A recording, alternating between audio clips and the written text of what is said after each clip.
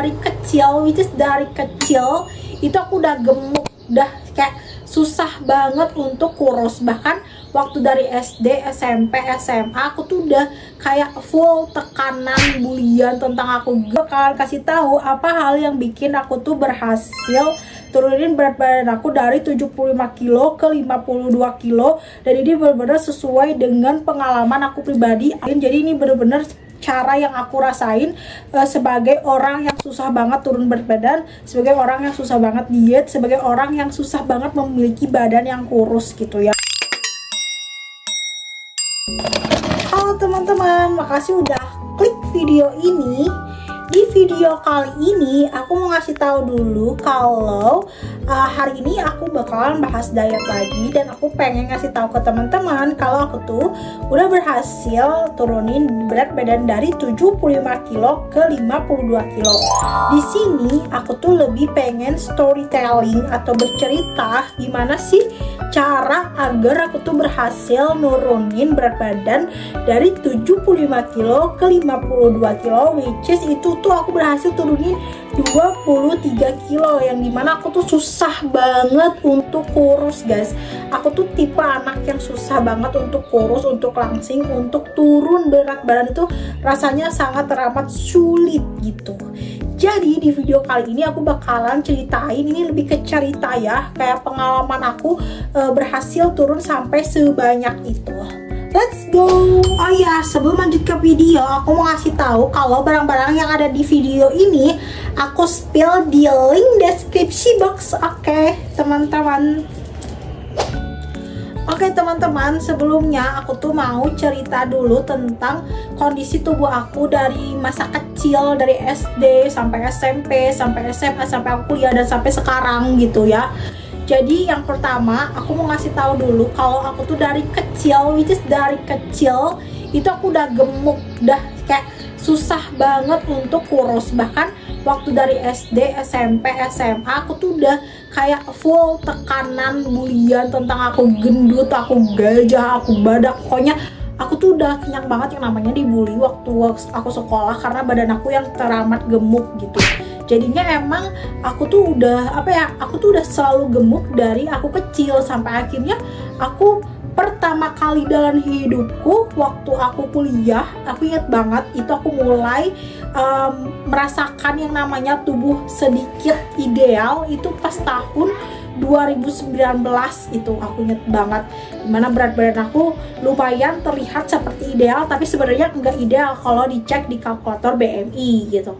Nah, jadi aku tipe anak yang susah banget yang namanya turun berat badan, susah banget yang namanya langsing. Bahkan sekalinya langsing atau sekalinya kurus gitu badan aku, orang-orang di sekitar aku yang udah kenal aku lama itu pada kaget, pada oh Nomi langsingan ya, oh Nomi kurusan ya, oh kok bisa gitu, oh kok beda gitu. Jadi bener-bener mereka tuh pada aneh gitu ngeliat aku pas aku udah langsingan gitu. Jadinya bener-bener karena emang udah basicnya aku tuh udah kayak template-nya tuh aku selalu gemuk, selalu gendut, susah turun berat badan, gak bisa diet, gak ngerti diet gitu. Sampai akhirnya aku memahami diet dari mulai 2019 aku coba. Itu kan aku udah sering namanya nonton YouTube, namanya searching di Google, bahkan 2019 aku kuliah gitu. Aku juga di YouTube aku itu bikin yang namanya eksperimen diet K-pop idol IU. Yang ini itu aku pertama kalinya dalam hidup aku yang namanya melakukan eksperimen diet K-pop idol IU namanya, dan itu berhasil nurunin berat badan aku sekitar 3 hari doang. Aku turun 3 kilo apa 4 kilo, itu real no hoax, karena aku udah coba eksperimen itu secara nyata, tanpa aku cheating, tanpa aku curang, bener-bener aku ikutin proses dan aturan mainnya gitu. Nah, sampai akhirnya aku tuh ngerasa kayak ini nih hal-hal yang bikin aku berhasil diet gitu kan. Aku pengen kasih taunya ke kalian, poin pentingnya itu ini gitu, hal-hal yang bikin aku berhasil diet. Lanjut ke poinnya. Oke guys, di poin selanjutnya ini aku bakal kasih tahu apa hal yang bikin aku tuh berhasil turunin berat badan aku dari 75 kilo ke 52 kilo. Dan ini benar-benar sesuai dengan pengalaman aku pribadi. Aku nggak ada kayak nyontek ke Google atau niru cara orang lain. Jadi ini benar-benar cara yang aku rasain sebagai orang yang susah banget turun berat badan, sebagai orang yang susah banget diet, sebagai orang yang susah banget memiliki badan yang kurus gitu ya. Jadi benar-benar ini sesuai dengan eksperimen aku gitu.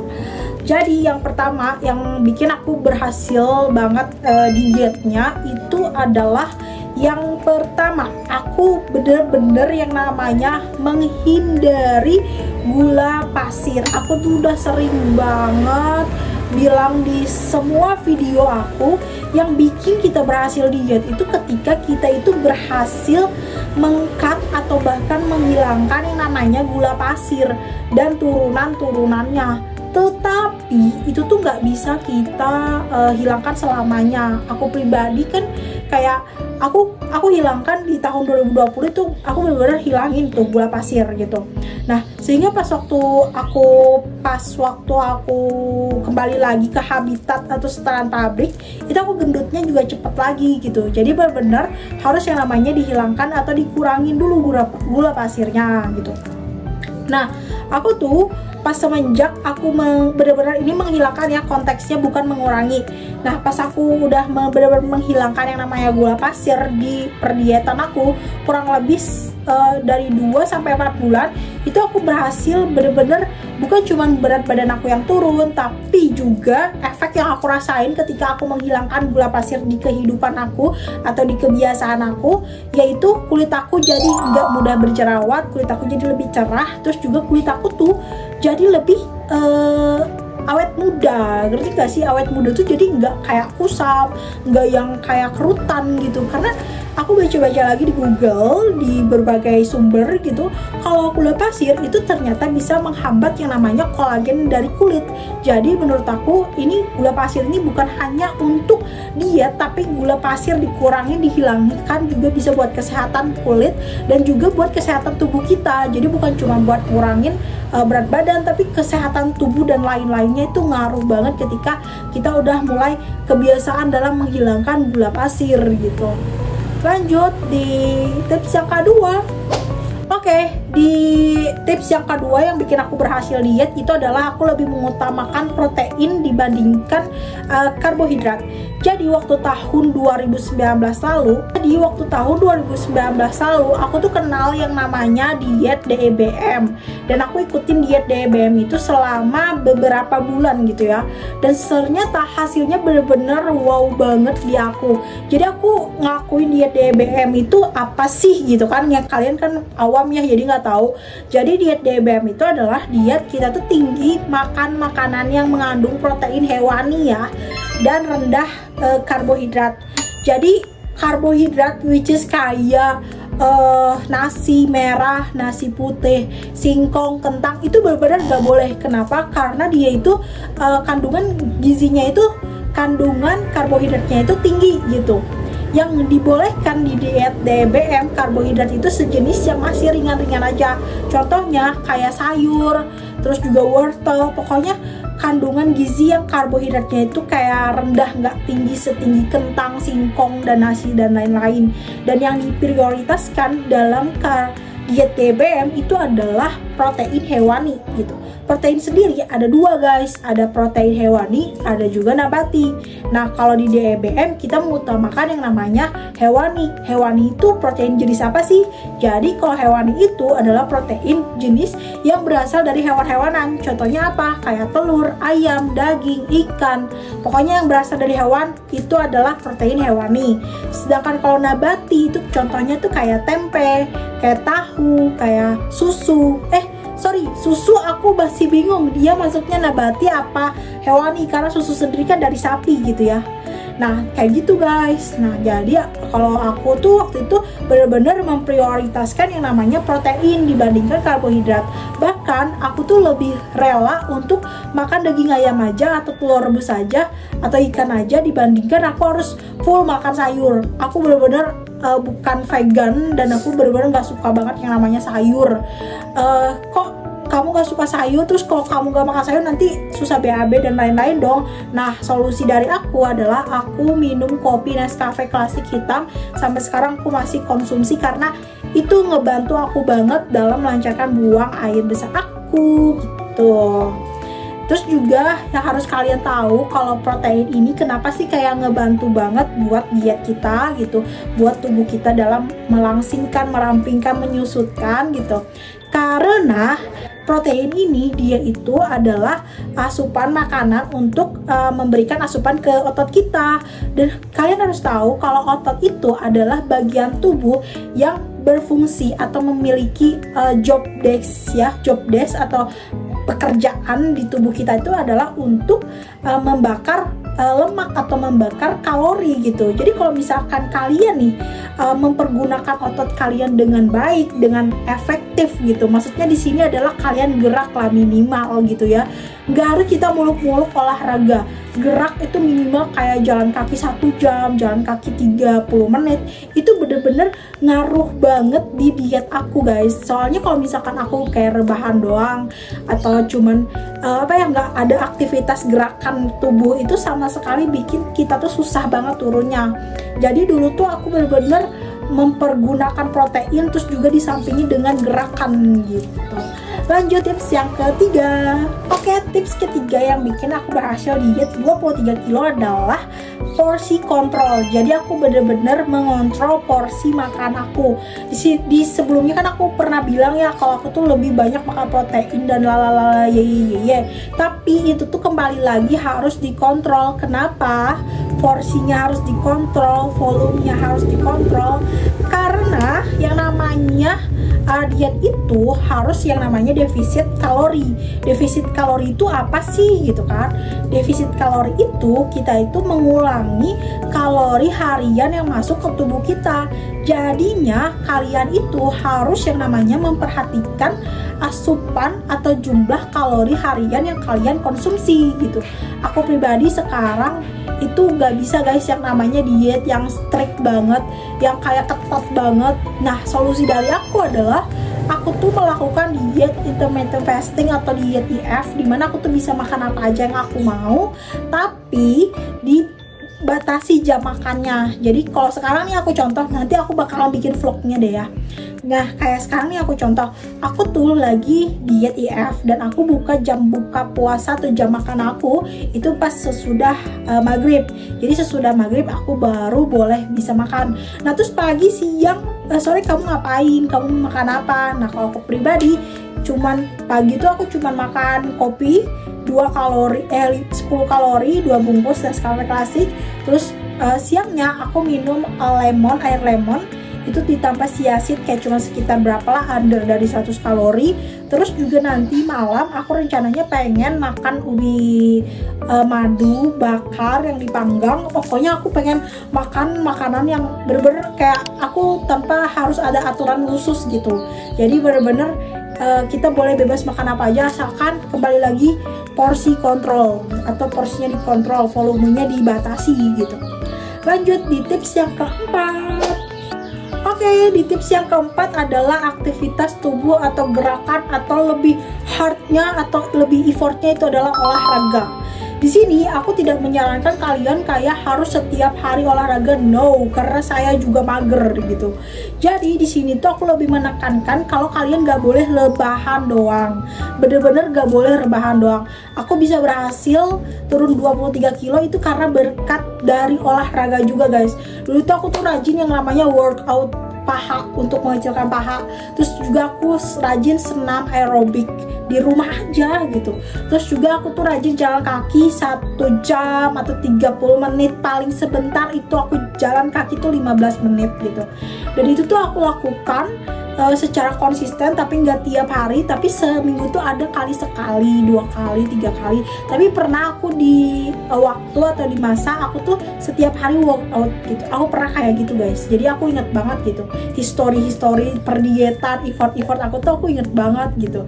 Nah jadi pas itu tuh aku tuh bener-bener harus yang namanya gerak gitu, minimal gerak lah, nggak boleh yang namanya rebahan doang. Karena aku tuh kan naik lagi ya sekarang, apalagi pas pandemi dulu 2021 aku ingat banget karena emang aku lagi ada problem tentang masalah sesuatu dan ya aku diharuskan minum obat dan lain-lain.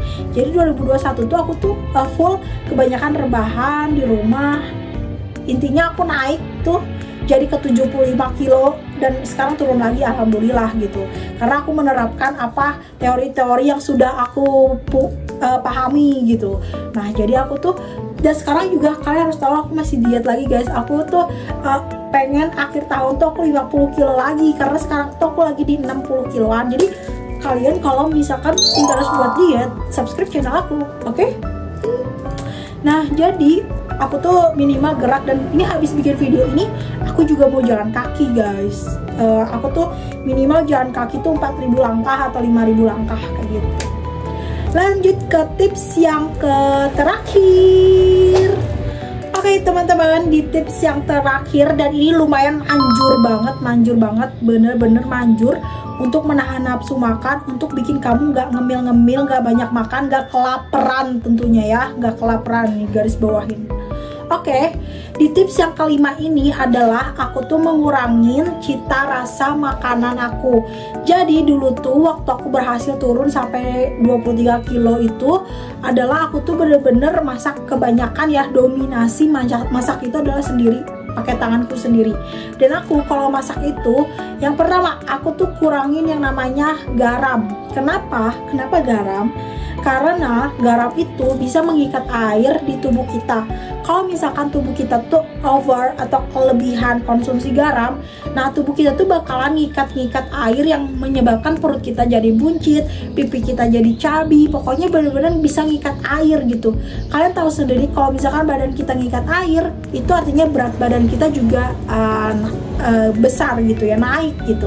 Jadi aku di sini ngurangin yang namanya garam. Aku ganti garam aku waktu itu pakai garam Himalaya Salt dan sekarang juga aku beli lagi garam Himalaya Salt nih, aku liatin. Karena aku lagi pengen effort lagi nurunin ke 50 kilo, jadi aku beli garam Himalaya Salt lagi yang pink ini. Ini aku cantumin di link deskripsi ya kalau kalian mau beli nih.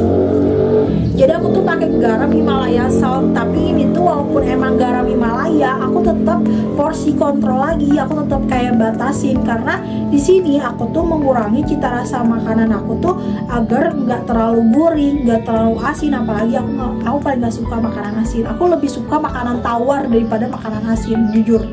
Nah, terus aku juga kalau gula udah pasti aku nggak pakai ya, bukan mengurangi lagi. Kalau gula pasir waktu itu aku benar-benar nggak pakai sama sekali. Bahkan sampai sekarang pun aku nggak pernah tuh yang namanya masak ditambahin gula, itu aku nggak pernah. Aku jarang, bukan nggak pernah ya. Jadi aku tuh kurangin cita rasa aku tuh lebih prefer mengurangi cita rasa. Kenapa sih harus mengurangi cita rasa kak gitu kan? Kenapa? Karena yang pertama dia itu kalau misalkan kita mengurangi cita rasa, bikin tubuh kita atau nafsu makan kita tuh berkurang. Satu. Kedua, bikin kita tuh gak ketagihan. Ketiga, bikin kita tuh yang tadi aku bilang, kalau misalkan kita kurangin garam, terus nanti tubuh kita tuh gak terlalu mengikat air banyak-banyak gitu. Jadi benar-benar, tapi yang paling poin penting yang paling aku tangkap, yang aku rasain ketika aku mengurangi cita rasa makanan adalah aku merasa nafsu makanku tuh gak terlalu tinggi. Yang kedua, aku juga gak ketagihan untuk makan lagi karena udah itu rasanya tawar hambar gitu. Sebenarnya nggak hambar-hambar banget ya guys, jujur. Jadi rasanya tuh kayak enough aja, cukup aja gitu. Jadi kayak udah aku jadi makannya tuh kayak secukupnya aja, sekenyangnya, seperlunya kayak gitu. Jadi aku bener-bener gurih itu aku juga agak kurangin karena dia kan bikin ketagihan gitu.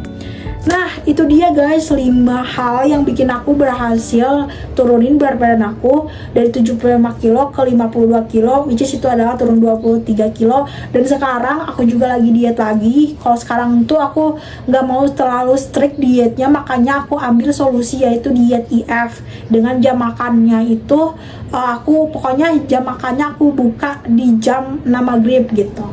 Oke teman-teman, makasih yang udah nonton video aku sampai selesai. Semoga video aku bisa membantu teman-teman yang lagi diet dan pengen good looking, glow up. Bye-bye.